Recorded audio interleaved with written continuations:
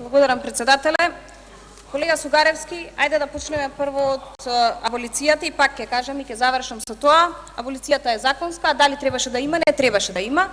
И ќе кажам зошто, кажав и на почетокот на дебатата која се разви по оваа точка, дека не може во ист кош да бидат ставени рекетари на бизнисмени, кои што бараат пари од приватни стопанственици, и не одговараат за тоа и наспроти политичари кои што се грижат за граѓаните и за сопствената држава.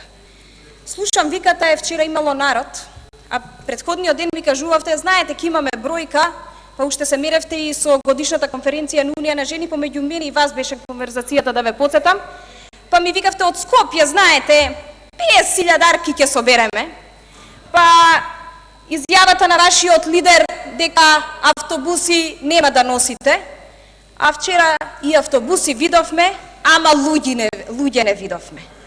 Па со 3-4.000 луѓе, да ви кажам, колеги пратеници, добро, за вас се луѓе, нормално вие порано имавте по 200 подржувачи, ама едно да ви кажам, не се руши власт со 2.000, 3.000 или 5.000 луѓе.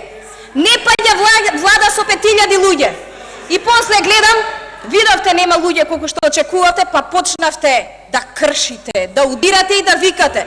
Зашто кога гледате дека нема луѓе, слабоста покажува дека почнувате гласни да бидете и кога ќе бидете гласни мислите дека сте посилни. Колку повеќе викате, толку повеќе ве има и толку ќе бидете поинтересни. Но викате Иванов било греф што бил осуден на домашната јавност.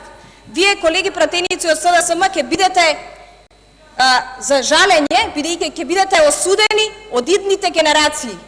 Вие ќе влезете во некоја идна историја и ви го кажувам и запамтете го ова.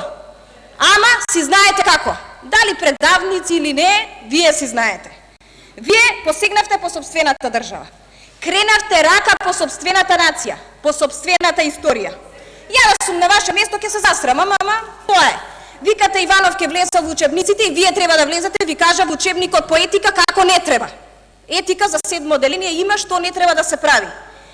И ве слушам, докторе, го повикувате Чибишев, викам, што му е на човеков, зашто го повикува Чибишев? После гледам упатство на шарената револуција, да не посегнувате по алкохол и по психотропни субстанции. Па ми текна, доктор Чибишев беше директор на токсикологија, па викам, затоа Сугаревски го повикува докторе, па затоа, ако ви треба доктор, повелете. Ви благодарам.